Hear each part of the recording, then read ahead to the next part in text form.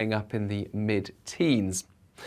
But there will be some thicker cloud pushing back into the far north and northwest of Scotland, some outbreaks of rain here, and that will move into Orkney and, well, Shetland by the middle of the morning on Saturday. But otherwise, high pressure is moving in across the UK, and that will lead to widely from the central belt to southern England sunny skies, and as a result it will be a warmer day with low to mid-20s widely, high 20s in places. But it turns even hotter Sunday and into Monday, temperatures in some places very high indeed.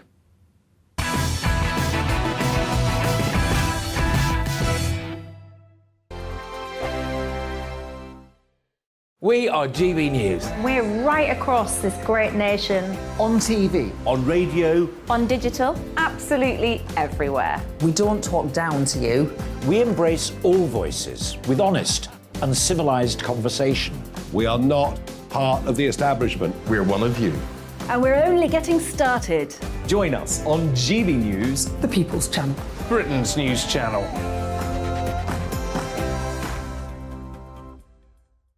Hi there, it's Stephen and Anne. At breakfast from 6 a.m, you'll always be caught up with everything you need to know, the latest headlines, opinions and debates. We'll bring you the good news and the bad, but most of all, we're here for you. Remember, send in your views and let us know what you would like us to talk about. That's because we're your news channel. And every morning at 6 a.m, it's breakfast on GB News. My name's Tom Harwood and join me 9:30 a.m. every weekday for The Briefing, your one-stop shop for everything you need to know about what's going on in politics today. I wonder if this is a deal that might need to be like the biscuits in this factory, twice baked. Is there not an opportunity here to win out against the extremes? Tom Harwood, GB News. What are you going to do about it? Things should have been done differently, and they certainly are being done differently. Don't miss it. The Briefing with me, Tom Harwood, 9:30 Monday to Friday on GB News.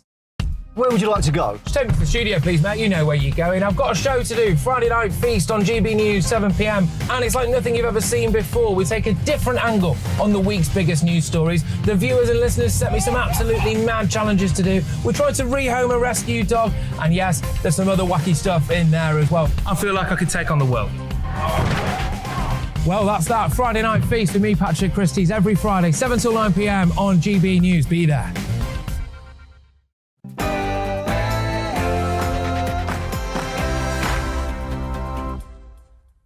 Hello, good evening. Welcome to Headliners. Very shortly, I will be going through tomorrow morning's newspapers for you. That's Friday morning's newspapers with me, Simon Evans. But in the meantime, here's Polly with the news headlines.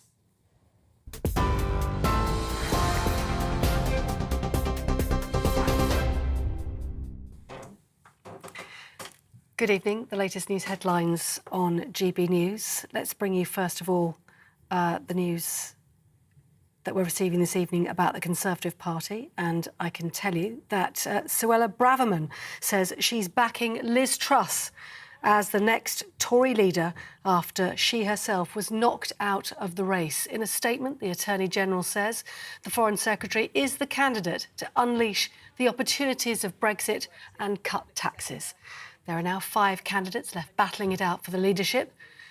Former Chancellor Rishi Sunak is still the front-runner. Trade Minister Penny Mordaunt is in second place as voting continues to whittle down the numbers to 2 over the next week. Labour leader Sir Keir Starmer says the Tories are fighting like cats in a bag. We've set out our mission for an incoming Labour government, rebooting our economy, revitalising our public services and uniting our country. And that's why I say we should have a general election, time for real change. We've had 12 years of stagnation. A change of leader isn't going to change that. We need to change government. Well, another 2 rail strikes are taking place next month. RMT members at Network Rail and 14 train operators say they'll walk out on August the 18th and 20th in a dispute over jobs, pay and conditions. It follows an announcement earlier today by the RMT and ASLEF members that they'll strike on the 27th and 30th of July as well. And the news tonight that Ivana Trump has died at the age of 73. She was born in the Czech Republic and married the former President Donald Trump in 1977. They divorced 15 years later and had 3 children together, Donald Jr., Ivanka and Eric Trump. Donald Trump confirmed his ex-wife had passed away in her apartment in New York on his website Truth Social. Protesters in Sri Lanka have celebrated in the streets after the resignation of their president, Gotabaya Rajapaksa. He fled to Singapore this week after demonstrators converged on his presidential palace. The unrest in Sri Lanka began as the country started running out of food, fuel and medicine. And a new study says the loss of the male sex chromosome as men age can lead to deadly heart failure. University researchers in the US state of Virginia say the loss of the Y chromosome causes heart muscles to scar. They say it could help explain why men don't live as long as women. On TV, online and on your radio via DAB+. You're with GB News. And now it's time for Headliners.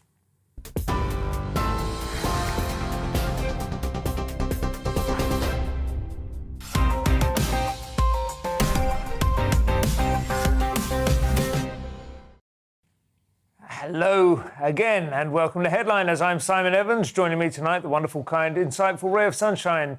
That is Sajila Kershi and Leo Kuss. I'm in that ray then. You are in the ray. I always think of you as the McNamara and McNamee of McNamara and McNamee. What is this shortbread tin you've got? What? That was a regular men's doubles team in the Wimbledon men's doubles. They were called McNamara and McNamee. It was a pure coincidence, but they lasted for about 20 years. Were they playing with wooden rackets? Yes, back in those days. I always loved that. The Kershi and Kersey and Kersey.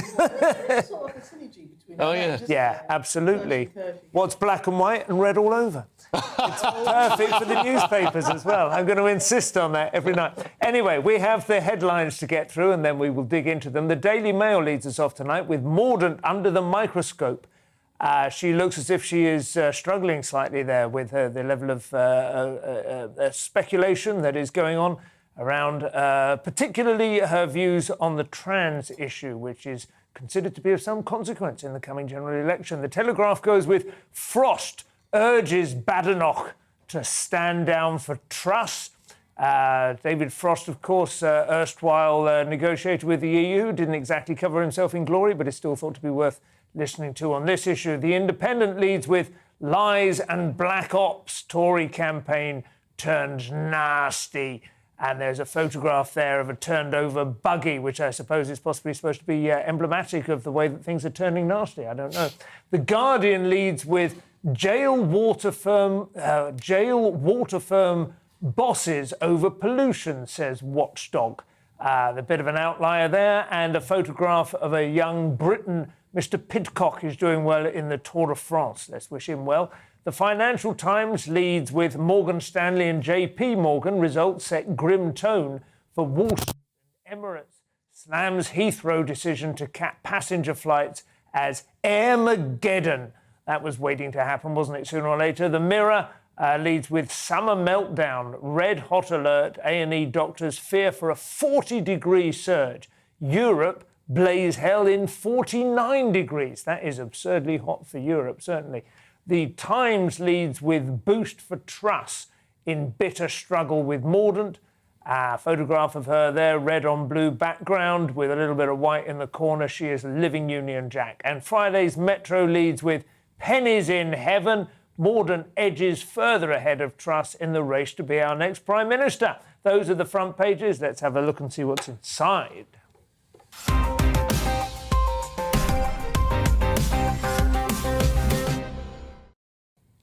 So we begin with Friday's Times, and the Tory leadership contest is, well, it says reaching a rather messy climax, Leo, but I think it's probably got a while to go yet. Well, what's the latest news? I'd describe it as fever pitch rather than a messy climax, because messy climax sounds filthy, not something you'd find in the Conservative Party. So Attorney General Suella Braverman has been knocked out of the contest to become the Tory leader after coming last in the second round of voting by Conservative MPs. And she's come out in support of Liz Truss, which apparently surprised and disappointed Kemi Badenoch, who's another leadership rival, who was disappointed. Obviously, at this point, people are angling for perhaps future cabinet positions, or going for who they think is going to win. So Badenoch and Suella are friends, and unfortunately, she backed Liz Truss instead, but I think this is turning into a sort of Squid Games. It's very much sort of like it feels like Celebrity Big Brother or something. Everybody's backstabbing. There's all this revelation. Somebody really doesn't want Penny Mordaunt, who's one of the front runners at the moment, to get anywhere. Do you feel that that's legitimate, or do you think it's you're whipping that up a little bit? Do you think the Tories are actually fairly comfortable with it? You would say that. I think it's a bit of whipping up going on. Yeah. I mean, Suella Braverman's been voted off. And the search for Sir Alan's Tory party PM continues. And I really want these guys to have the same sort of because they're so backstabbing as well. It's just like The Apprentices, Yes. But they actually had better lines. I mean, I sort of got one. Guess who this might be? I'm going to throw Boris under the bus. I'm going to throw Rishi over the bus, then get on the bus as my dad drives the bus. Oh, Who's well, that? that was Sajid Javid. Sajid Javid, yeah. I've just the original quote was from Apprentice. Yeah, so I've kind of the Apprentice quote. I think it's interesting. I mean, Braverman, or Braverman, I can't help pronouncing it because it's like braver man than I. And I'm sorry, I can't see these names without seeing that. But she was like a really surprise entrant anyway, wasn't she? We haven't really got down into the meat of it yet. We're still taking off flakes of dry, Yeah, she was the first one to announce that she was running. Yeah. Boris, was still. Boris had just left, and she pretty much straight away announced that she was running. On an interview with Peston, wasn't it? And I think he said, some people will think you might be running. And she said, yes, I am. And you could see he's visibly shocked. I admire her and Kemi as well. Yeah. Because I think, actually, before initially I'd said, I don't know, they're a bit inexperienced. But actually, all the others, they've all got black marks against them. Yeah. And I think maybe that fresh blood, and it is just an apprentice position, really, when you think about it. So they're not going to be for long. So I think they could, I think it could be for 15 years. I don't think so. But I think we could do with that right now, that energy. But I think it's a two-man race. I don't know about you, Leo. I think it's between Rishi, who they groomed until he let Boris down and all the dirt came out on him. And also, this I don't think Truss is the one.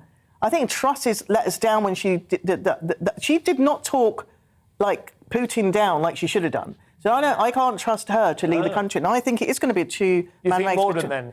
Yeah. Because I agree with you. I think they'd be grooming her. It's been terrific, but it would be surprising if somebody came from outside of the cabinet. She's very, very capable, and she's saying the things the Tories like to hear. But I think she's probably aiming for, the truck. But I mean, the Conservatives right now should be thinking about how they're going to win the next election, because it's only a couple of years away, so it's serious. And they need to maintain their position in the red wall. They need to have a candidate who can beat Labour. So, I mean, I think Rishi would be, very difficult up against Labour, whereas Kemi Badenoch would be much better. And also, that's going to galvanise the sort of Conservative vote with, core Conservative issues on free speech, free markets. Yeah. So Kemi is. I met her on Monday, and she was absolutely fantastic. Yeah, listen. A lot of people have said she would be the nightmare candidate from Keir Starmer's point of view. Well, I'd like Kemi to be in Labour. I would like her. I mean, she's a lot more dynamic. I mean, that's the kind of people that we should be attracting in Labour. Well, that sounds ridiculous, but it's not really, because she's mainly a social conservative of the kind that Labour have lost. Essentially, it's not clear-cut right and left, as we know. Oh. Friday's Guardian now, and it turns out our head of state is above many of our laws. Who does she think she is? The Queen's sweeping immunity for more than 160 laws. So she's got personal exemptions written for her more than 160 laws since 1967. I had no idea about this. So she gets immunity from lots of different laws, like ranging from animal welfare to workers' rights.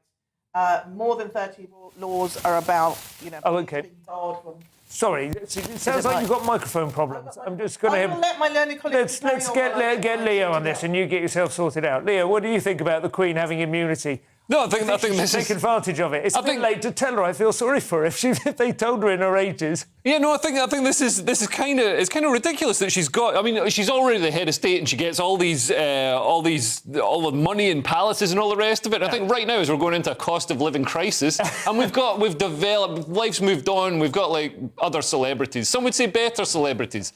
So do we really need to be spending? Why don't we privatise the royal family. As a conservative, as a free market conservative, I'd love to privatise the royal family. But wouldn't you say for her to have immunity from various... I mean, what exactly does she have? Well, I mean, you know, like nobody can get onto her private properties like Balmoral and Sandringham. Right. And then just about saying there's two versions of the Queen. So there's Queen, the monarch, you know, Elizabeth II, right. Who serves as head of state, and then there's Elizabeth, you know, who Windsor, she's a bit like who's God, a private, you know, she's I mean, you know, there's loads of things that she can't do, and I was thinking, actually, if she's got these private properties that, you know, they have to ask her permission to go on.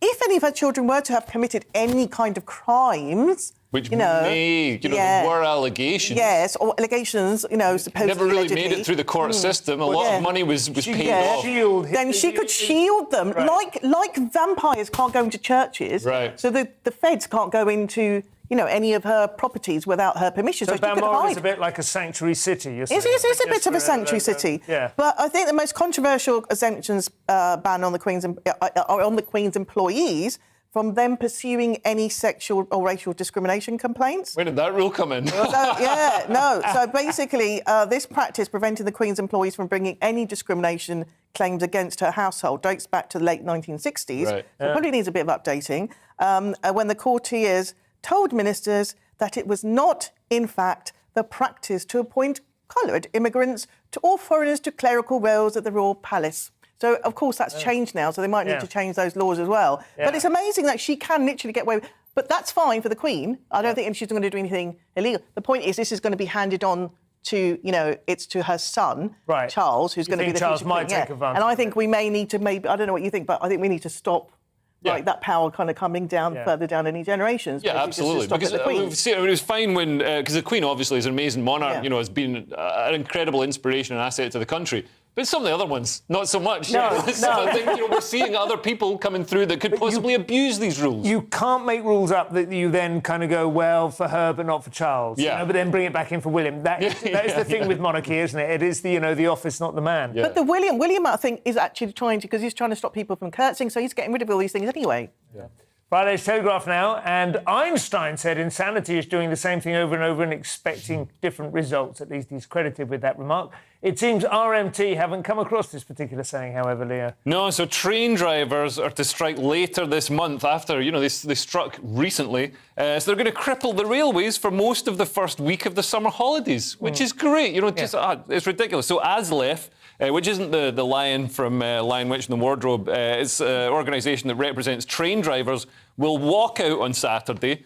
Not going to get the train out July the 30th in a row over their pay. So this will come less than 48 hours after action by the RMT. So, you know, you're going to have sort of back-to-back So they run strikes. the same trains between them, so the trains will be crippled by RMT and then by ASLEF. Yeah, absolutely. They not at least cripple them on the same day. That would be something, wouldn't it? Yeah, I mean, I guess it would be less disruptive. Or maybe they're seeing who's more popular. I don't really understand why they're doing it on different days, but it seems, you know, very unfair to punish the nation when we're recovering from so many things. You know, there's not a lot of joy in the world right now, and you know you can't fly on holiday because the baggage handlers are on strike. You can't drive because petrol's about £5 a litre. And it's going to be a heat wave as well, with people stuck in their cars on motorways, the ones that have decided to drive, and they'll just be. It's going to be absolutely. Yeah, it's going to be a nightmare. It's going to be straight back to the 70s. So for balance, I shall support the strikers because I support the unions. Yeah. I'm annoyed by the Tories because they haven't done anything about this and they're not moving. I don't like Shapps. I think he's not helping matters,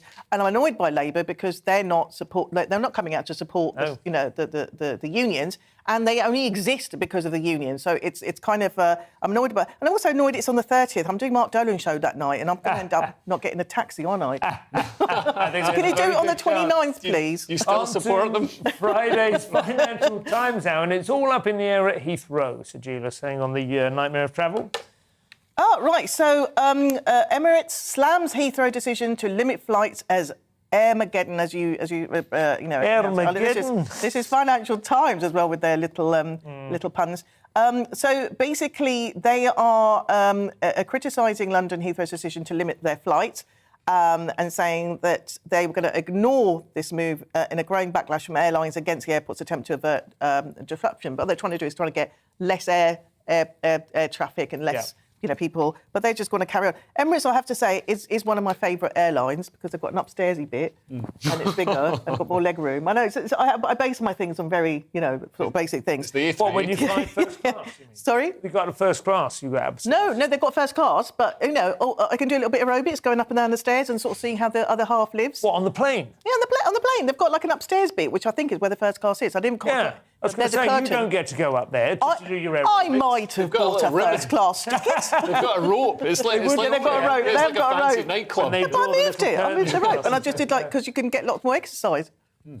Well, fair enough. Friday's FT once more, and a long winter of discontent may be approaching Europe, Leo. This sounds quite nasty, to be honest. Yeah, so looking ahead to the winter and how the war in Ukraine is going to affect it and the energy crisis we're having at the moment. So the head of Shell, which is Europe's largest gas and oil company, said that the Russian President Vladimir Putin has shown he is able and willing to weaponise energy supplies and that a complete suspension of Russian gas exports to Europe could not be ruled out to punish Europe for supporting Ukraine in the war. So this could really, this could have... We're supposed to be punishing Russia, aren't we, by not buying their gas? Except we haven't. We've still been buying the gas. And even as this energy crisis has gone on, and Putin has shown that he's literally got us over a barrel of oil, we're not exploiting our own reserves of oil and gas because the Green Lobby has somehow convinced and hypnotised Tories, who are supposed to be free market and, pro-exploiting oil and gas. Somehow they've been hypnotised to not do it. So the Campbell oil field, which Shell, the guy now complaining,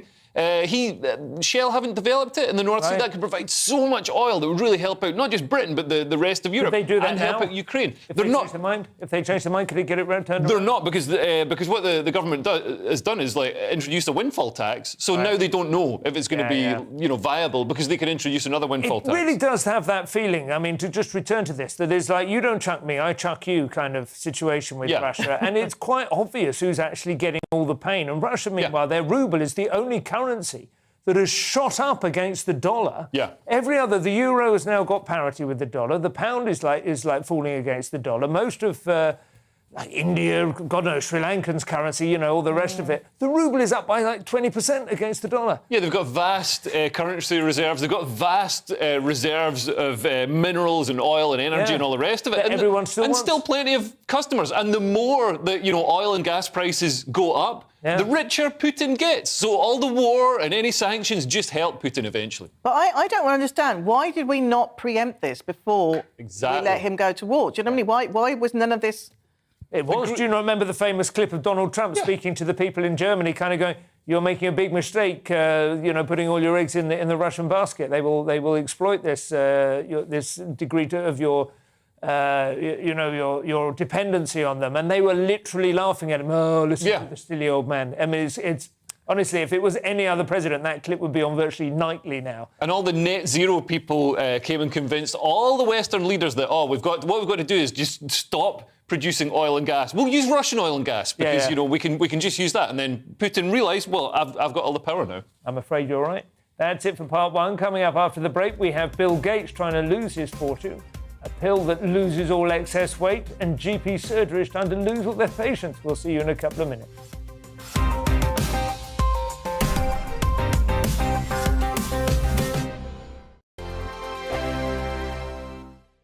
We are GB News. We're right across this great nation. On TV. On radio. On digital. Absolutely everywhere. We don't talk down to you. We embrace all voices with honest and civilised conversation. We are not part of the establishment. We're one of you. And we're only getting started. Join us on GB News, the People's Channel, Britain's news channel.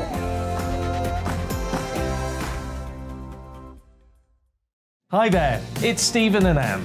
At breakfast from 6 a.m, you'll always be caught up with everything you need to know, the latest headlines, opinions and debates. We'll bring you the good news and the bad, but most of all, we're here for you. Remember, send in your views and let us know what you would like us to talk about.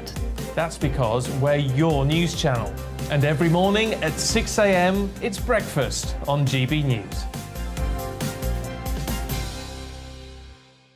My name's Tom Harwood and join me 9:30 a.m. every weekday for The Briefing, your one-stop shop for everything you need to know about what's going on in politics today. I wonder if this is a deal that might need to be like the biscuits in this factory, twice baked. Is there not an opportunity here to win out against the extremes? Tom Harwood, GBNews. What are you going to do about it? Things should have been done differently, and they certainly are being done differently. Don't miss it. The Briefing with me, Tom Harwood, 9:30 Monday to Friday on GB News. Where would you like to go? Just take me to the studio, please, mate. You know where you're going. I've got a show to do. Friday Night Feast on GB News, 7 p.m. And it's like nothing you've ever seen before. We take a different angle on the week's biggest news stories. The viewers and listeners set me some absolutely mad challenges to do. We tried to rehome a rescue dog. And yes, there's some other wacky stuff in there as well. I feel like I could take on the world. Well, that's that. Friday Night Feast with me, Patrick Christie's, every Friday, 7 till 9 p.m. on GB News. Be there.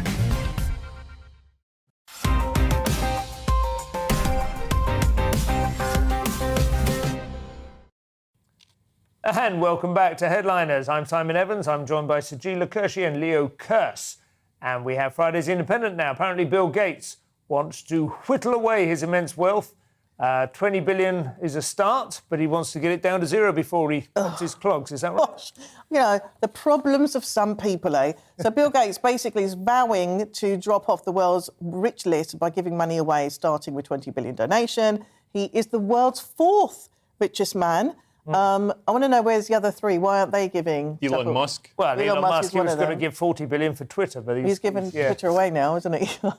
Well, he's basically saying he wants to be knocked off the world's list for altruistic reasons, because he wants to give the 122 billion to his charity foundation. But starting so he'll still have some starting control over it at that point, won't he? I think. Yeah, he'll have control over it. It's not like you have when you're that wealthy. It's not the same as what you or I would think. Oh, can I afford this? Can I afford that? He'll never be in that situation. No, he can have as many houses and cars as he ever wants. I mean, this is the thing: is how much money do you need to be comfortable? So, but the point is how much money does he have that he can use to steer the fate of the world? That's what he's kind of trying to think about, isn't it? And that's what he's trying to do. He's probably leaving a legacy, as most people do when they get older. Think, what have I given back to the world? One way of looking at it. The other way of looking at it is he's a man who's being a bit too helpful. I'm always a bit suspicious of men who want to, come in and I want to help it. Like, well, come on, he's trying to sleep with. It was a big thing in the 19th century. They had the robber barons, as they were known, and Andrew Carnegie, Scotsman, as you probably know, who went to America, made a lot of money in the steel industry. He famously said, "He who dies rich dies disgraced."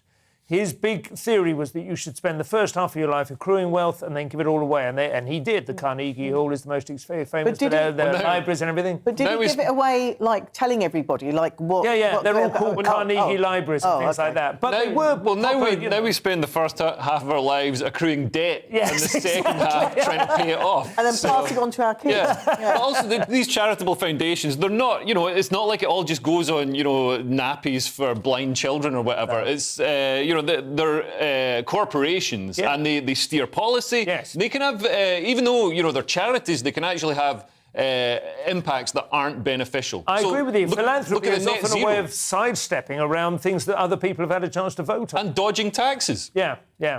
So, nevertheless, that's his plan. We'll see how he gets on with it. Friday's Mail now, and this is about the GP surgeries, Leo, which people are not happy, not able to get into, I think. Yeah, so half of sick British people haven't seen a GP in a year. This is crazy. So they did a major survey of 700,000 people with long-term health conditions. And they're saying this lack of access is a ticking time bomb that will lead to vital diagnoses being missed. And obviously, when things are missed, problems can spiral and become more of an issue.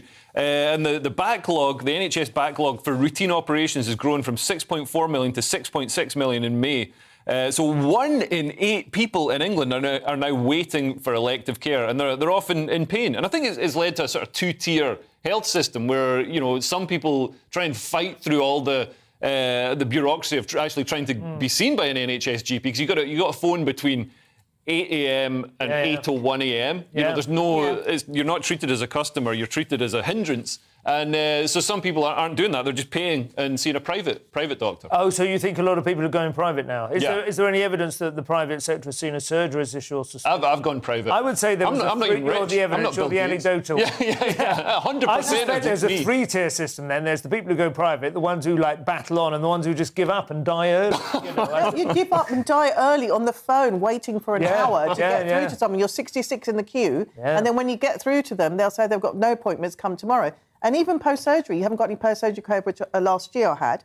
I couldn't even get painkillers. And I'm going, please, can you just write me out some painkillers? Oh, you need to see the GP. Can you call tomorrow? It's just a nightmare. I remember being 44 in the queue, and then by the time I actually spoke to somebody, I was 45. A year had gone by. Very good. Yes, we got it. Friday Sun next. And an infuriating story about extreme bureaucratic pedantry, Sajina. Oh, this really made me so angry.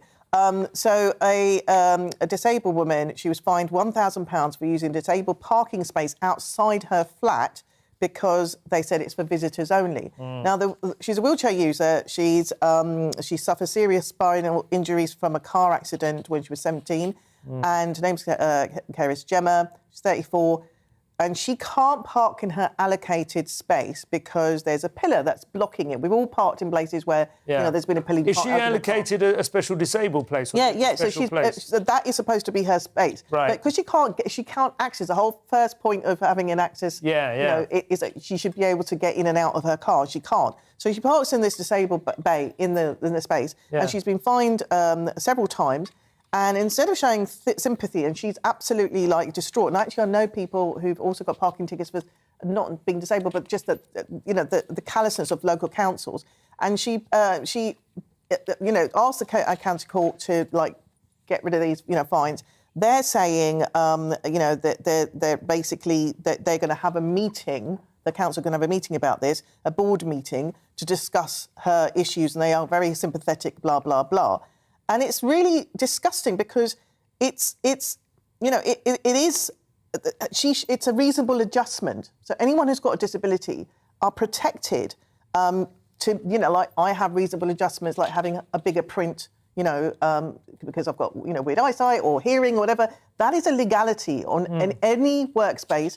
Or even councils, that's what they should be. So they should be giving her... The obvious thing to do would be to reallocate a parking space that doesn't have a concrete pillar in the way. It's is everybody in this country an idiot? I know. This woman's an idiot for buying a flat with no parking space you can get into. The parking people are idiots for giving her that parking space and not letting her move to a different parking space. That would be the most easy solution. And the council... There's so much red tape, it's untrue. And I totally agree with you that everybody that works in a local council should be fired, and they should be flogged. They should be publicly flogged because they're just leeches on society. Maybe they should a concrete pillar and then bashed with a door. We can just get Vinnie Jones to slam their head in that door. But you know what they said? New generation parking management, which sounds like a very positive name for somebody who just issues fines on people. They said, we want to make it clear if we allow one resident to utilise the disabled visitor space as their own, we would need to allow all the requests from residents, which we have received over the years. It's maybe you need to utilise the spaces for that. I can understand if they've got one visitor's disabled parking space, maybe that needs to be kept clear because maybe there are people... So if she's just using it all the time and she's permanently parked there, they've basically lost something that they thought they'd allocated.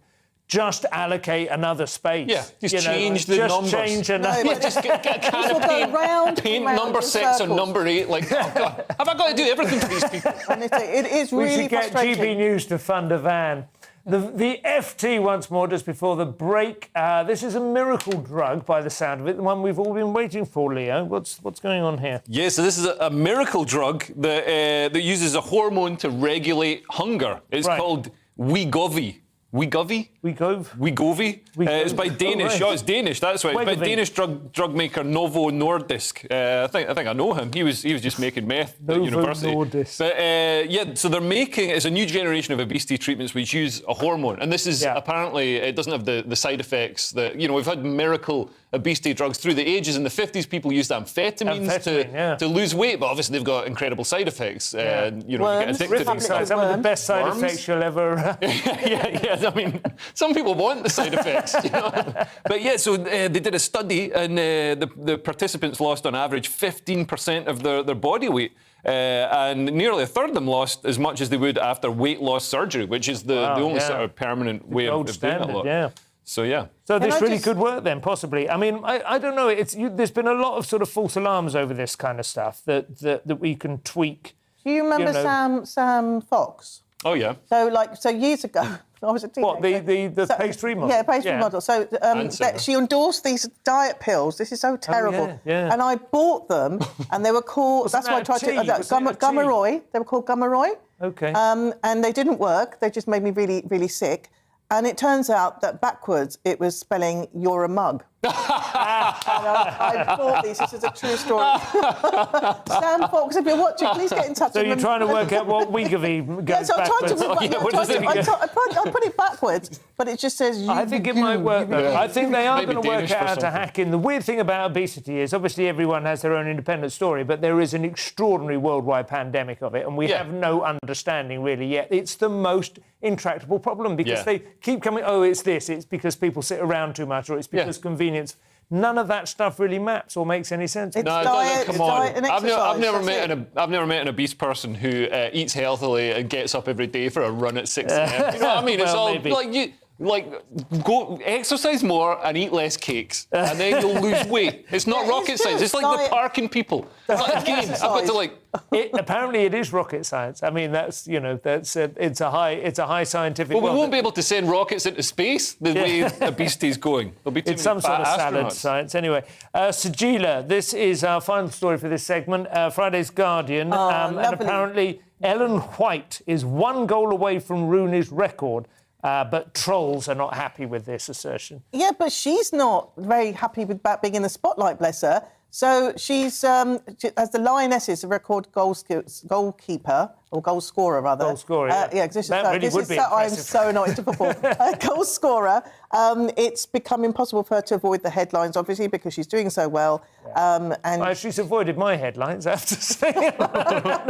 Maybe that will ease her burden. This is the Guardian sports section, so probably not your... Well, she's doing well, and they've compared her to Rooney, so Bobby Charlton, Gary Lineker, Harry Kane-Smith, and she's really humble. It's like the difference between a male comedian when he gets off stage and a female comedian when they get off stage. I just have to pick you up. It's Harry Kane that they've compared it to, and then another player called Smith. No, they compared her to Rooney as well. I rest my case. There was a little list there. You Harry just had Kane to mansplain to me. Do you see what I mean? He had to mansplain because he had to be the male comedian. So they say he's funnier. So they say that Smith. They say that she's 1 goal away from Wayne Rooney's record, which would make her his equal. But she's playing against women. She's playing against women. That's a lot easier.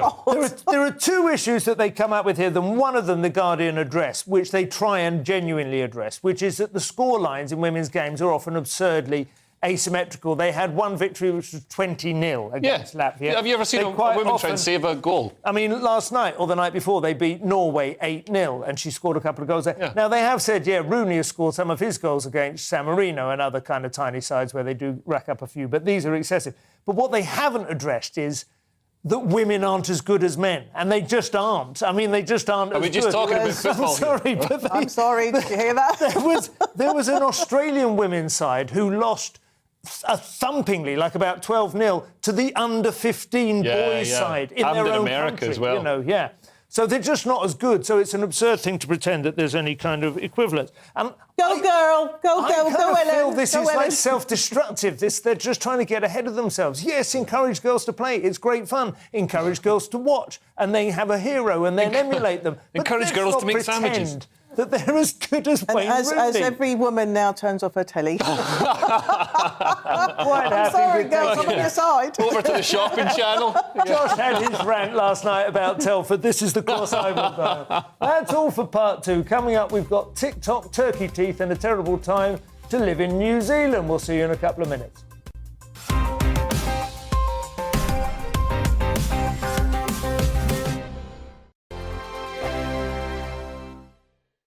We are GB News. We're right across this great nation. On TV. On radio. On digital. Absolutely everywhere. We don't talk down to you. We embrace all voices with honest and civilised conversation. We are not part of the establishment. We're one of you. And we're only getting started. Join us on GB News, The People's Channel. Britain's news channel.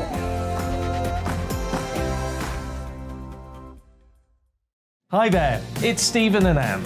At breakfast from 6 a.m, you'll always be caught up with everything you need to know, the latest headlines, opinions and debates. We'll bring you the good news and the bad, but most of all, we're here for you. Remember, send in your views and let us know what you would like us to talk about. That's because we're your news channel. And every morning at 6 a.m, it's breakfast on GB News. My name's Tom Harwood and join me 9:30 a.m. every weekday for The Briefing, your one-stop shop for everything you need to know about what's going on in politics today. I wonder if this is a deal that might need to be like the biscuits in this factory, twice baked. Is there not an opportunity here to win out against the extremes? Tom Harwood, GB News. What are you going to do about it? Things should have been done differently, and they certainly are being done differently. Don't miss it. The Briefing with me, Tom Harwood, 9:30 Monday to Friday on GB News. Where would you like to go? Just take me to the studio, please, mate. You know where you're going. I've got a show to do. Friday Night Feast on GB News, 7 p.m. And it's like nothing you've ever seen before. We take a different angle on the week's biggest news stories. The viewers and listeners set me some absolutely mad challenges to do. We tried to rehome a rescue dog. And yes, there's some other wacky stuff in there as well. I feel like I could take on the world. Well, that's that. Friday Night Feast with me, Patrick Christie's, every Friday, 7 till 9 p.m. on GB News. Be there.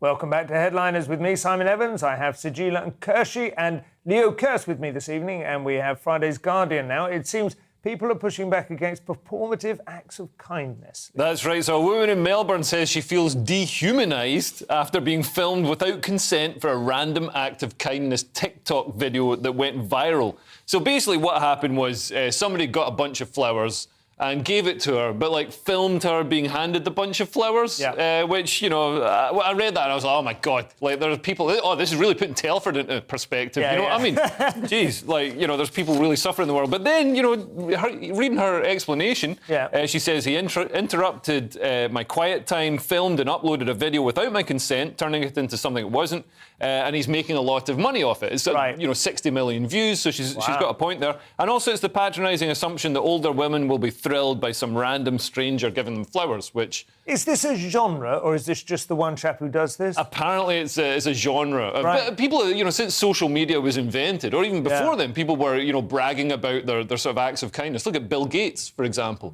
So people, you know, film themselves, oh, look, I've just bought a pizza for this homeless guy, when obviously he just wants some heroin. Like, that would be an amazing TikTok if Bill Gates gave somebody 20 billion on camera, the concealed camera around the back, the bunch of flowers with the check tucked in. Oh, yeah.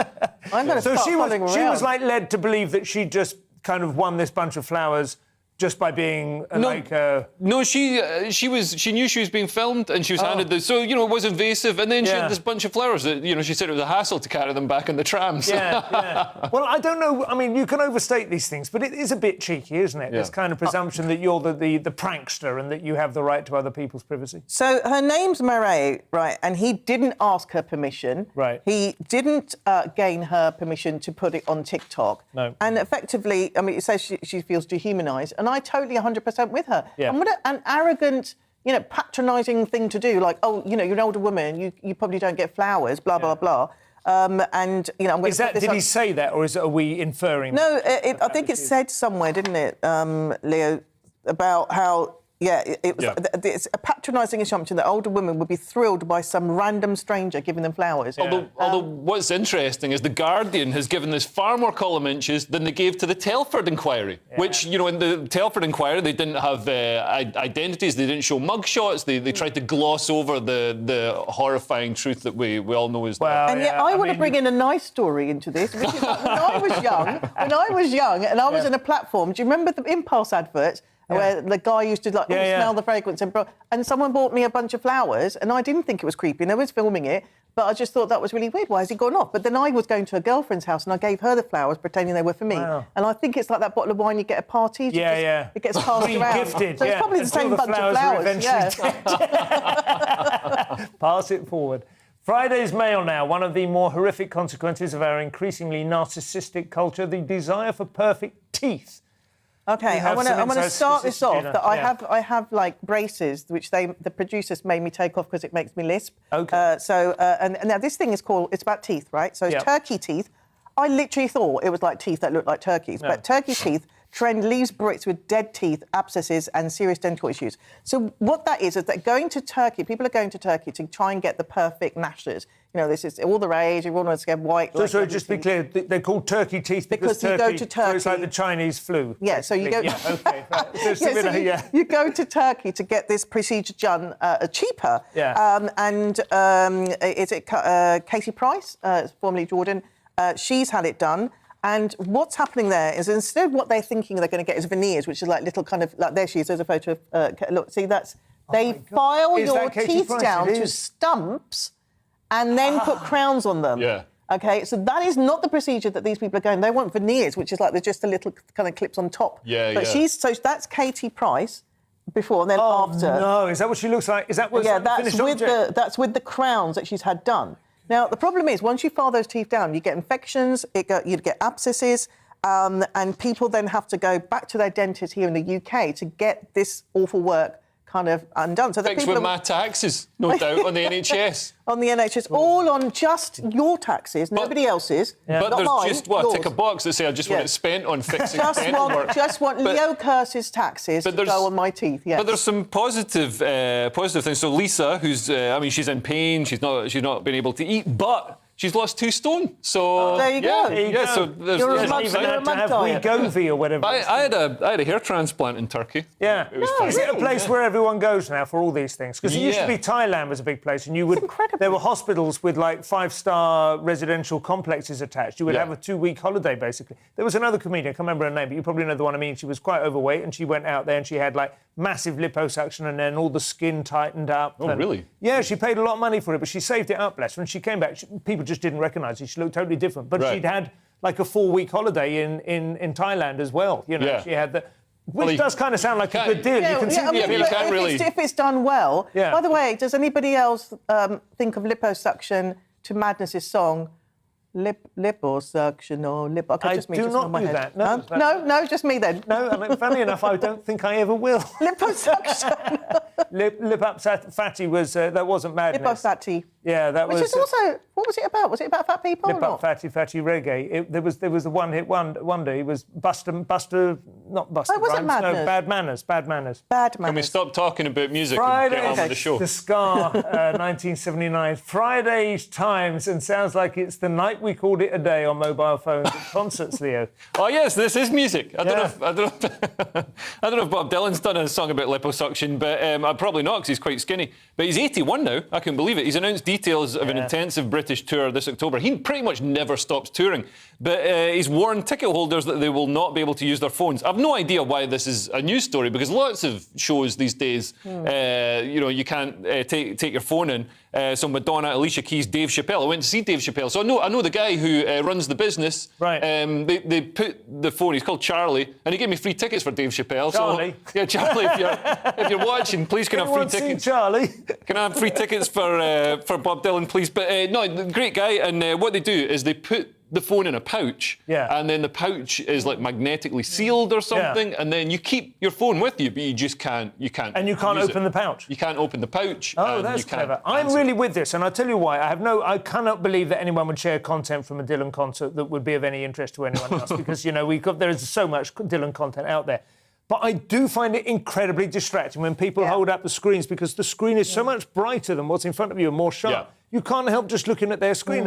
And you're going to get terrible footage from filming it on your little mobile phone. They've got big 4K cameras floating around the stadium filming it properly. You can buy the DVD afterwards if you want. Why? You just be in the moment and enjoy it. Literally there. When is it ever going to be a better time to watch it than now when you're there? And it just kind of... I will also say, though, Bob Dylan's, his last gigs, I know people who went to see him at Hyde Park with Neil Young, and they said he was unlistenable. I mean, he is really past... And I'm a huge Dylan fan, but you have to recognise his voice is shot. you might He just cannot need play guitar anymore. He never had a good voice anyway. His voice was always terrible. He had one of those voices that redefined what you could do with, like, a voice. Well, maybe in his case, you need the phones just so that you're distracted from the fact that he's not very good. But I was going to say, comedians are also doing it, so you might want to consider doing on your tour, because Hannah Gadsby had it at hers, and it is much better experience. So you can leave a one-star review while you're watching. The people who come to my things. Taping your material. Yeah, yeah. So Well, yeah, because really, if somebody gets a phone out in a club, and it's crazy how people feel entitled to do it. Yeah. But you can't open up and cross the line if you know you're being filmed. Yeah, because, no, that is true. They could use that against you. They could post it out of context, and all of a sudden that is more worrying than that they would nick material and put it online. The people who, generally speaking, come into my gigs, they struggle with mobile phones. But anyway, listen, Friday's Times.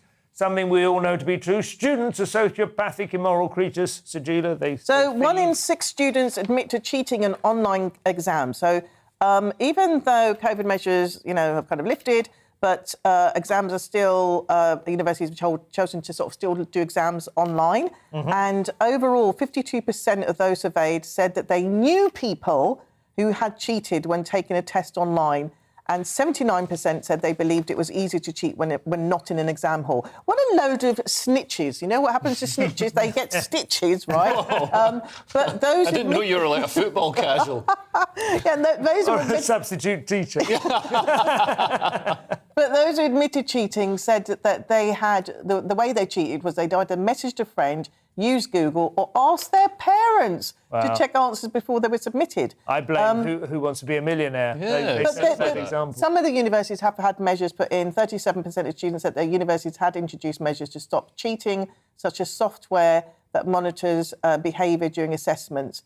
But, it's going to happen. It's falling apart, isn't it? The old ways of testing people are falling apart in all kinds of ways. And we did a story a few days ago, I don't know if either of you were on the panel, I don't think so, where in India there's like essentially the mafia are making a fortune out of accessing exam papers a few days beforehand and setting them on and stuff. It's and there's essay farms where you can pay for somebody to write an essay. But I think if you've got the wherewithal and the organisational skills to actually outsource an essay, then you've probably got the skills to succeed in business. This is what we say about the people who paddle across from Calais, isn't it? There comes a point where you've got enough of those skills. Yeah, they're improving the British Olympic team. Friday's Metro now, and, we'll let the headline speak for itself, Leo.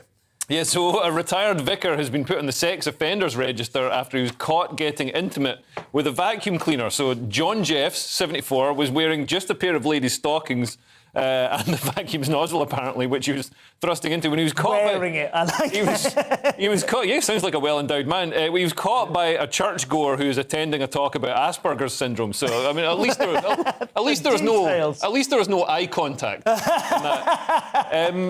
But yeah, he said that even though he saw them, Jeffs continued pushing his groin towards the Henry Hoover, which is famous for its relentless and powerful suction. I mean, it was a Henry Hoover, so it goes against scripture. It wasn't a heterosexual inter-vacuum cleaner relationship. Yeah. He could have found a Hetty Hoover, which is the sort of feminine... Is there one? But yeah, there's a Hetty Hoover. I think they're the exact same. There was there's a Hetty, a pink one. There's the Henry one and the Hetty. I know that. There must be a non-binary one in the works by now. To satisfy. Either way, poor Henry Hoover has now become inadvertently a part of the hashtag MeToo movement. I suppose he is. I think I admire John Jeffs, and I like the word they said, called in flagrante with Henry the Hoover. I admire him. What I think it means.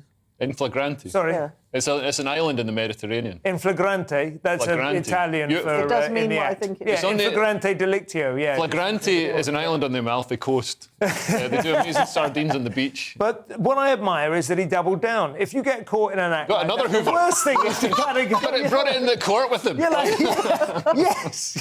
Also, yeah, he denied doing it and then somehow admitted it in court. It's almost as if he... I mean, I guess he's quite old. It's the usually third verse that's dropped from that Shaggy song. It wasn't me. Well, if he revved it up, maybe he was getting off on that like a dogging type thing. Yeah. Yeah. You've got to be careful, though. Court, absolutely. You've got to be careful. Some Hoovers have, mechanical bits that can do you damage. So if you're going to try it at home, just be careful. And certainly don't stick it in the bit at the front that goes across the carpet. That would just... With the spinning... with the little brushes, yeah. Oh, my God.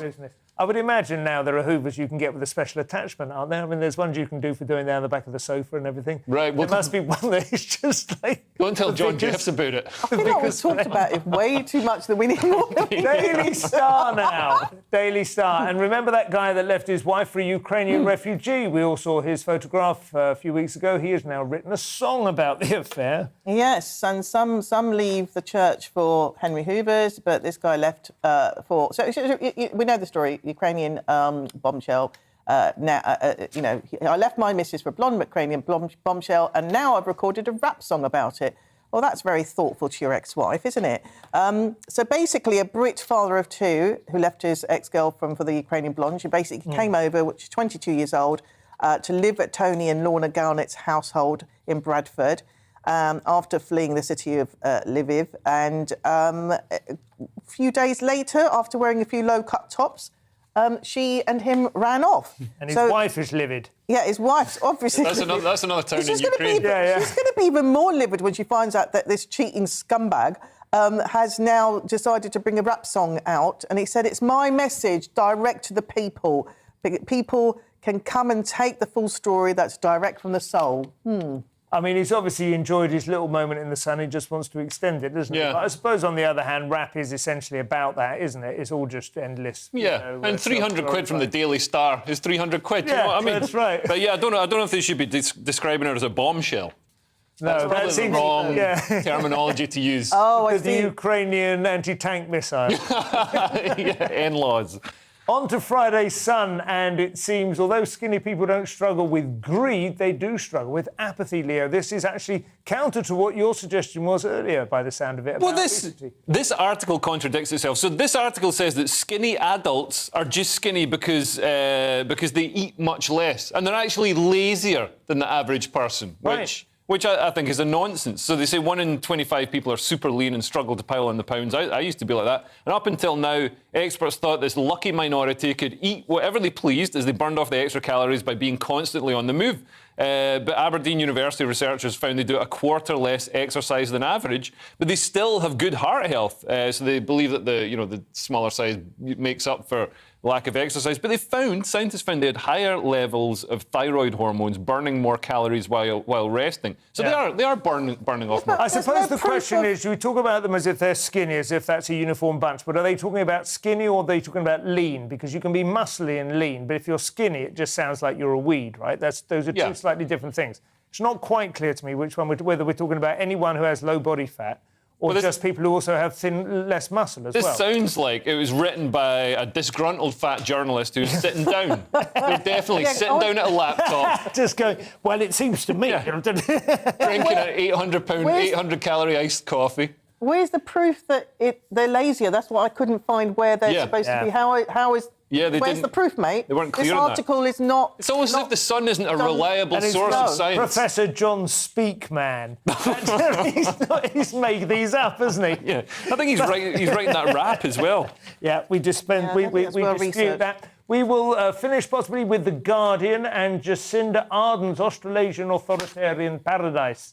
May not be all the Lord of the Rings led us to believe it was, Leo. Yeah, I never thought it was that great anyway. So New Zealand has been ranked the second worst place in the world to move to by immigrants. I'm assuming the first place is the UK after the kicking it gets from the Guardian. So they looked at 12,000 respondents, and Australia was ranked 9th best, but just over the water. New Zealand is ranked very low. Why so then? What's wrong? Well, always apparently the cost of living is too high, the pay is too low. Although in positive side, it's got good natural environment, climate, and sporting life. But from my point of view, New Zealand it's like Scotland. It's like a sparsely populated place, with sheep farming, but it's got this incredibly authoritarian, autocratic government. So it's like Scotland. So it's just like Scotland. I think the thing, I have been to New Zealand. I got engaged in New Zealand. I found it rather charming, but you did feel then, I don't know if it's the case now, this was long before Jacinda's time, it was about 50 years off the pace. You did feel, and it's quite nice, a bit like the Isle of Wight, a couple of weeks of that is lovely.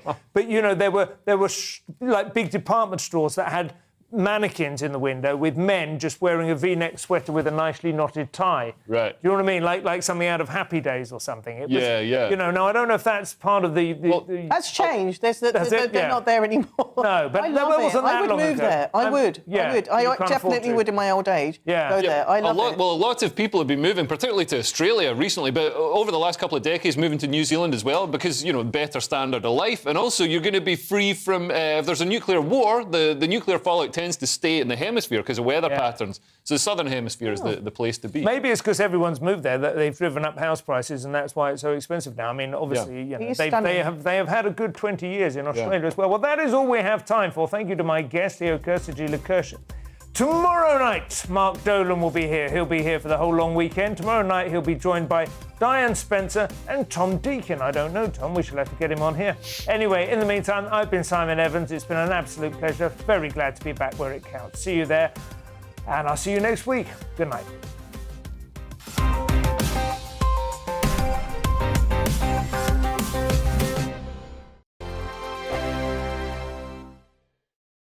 I'm Dan Wootton. Join me Monday to Thursday from 9 to 11 for the feistiest and most fun news debate on TV, where free speech reigns. I'll bring you a sharp take on the day's biggest stories, bombshell newsmaker interviews, and A-list guests. And I guarantee you, no spin, no bias, no censorship, and no reason to go to bed. That's Dan Wootton tonight, Monday to Thursdays from 9 on GB News. On Mark Dolan tonight, we have a simple plan, which is to inform, stimulate, and entertain in equal measure. It's all about getting your opinions on the national television airwaves. I love my viewer emails, mark@gbnews.uk. So do join me from 9 p.m. to midnight every Friday, Saturday, and Sunday for big guests, big opinions, and a big presenter. 6'5", don't you know? See you then on GB News. We are GB News. We're right across this great nation. On TV. On radio. On digital. Absolutely everywhere. We don't talk down to you. We embrace all voices with honest and civilised conversation. We are not part of the establishment. We're one of you. And we're only getting started. Join us on GB News, The People's Channel. Britain's news channel.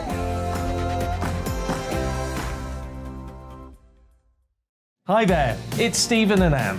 At breakfast from 6 a.m, you'll always be caught up with everything you need to know, the latest headlines, opinions, and debates. We'll bring you the good news and the bad, but most of all, we're here for you. Remember, send in your views and let us know what you would like us to talk about. That's because we're your news channel. And every morning at 6 a.m, it's breakfast on GB News. My name's Tom Harwood, and join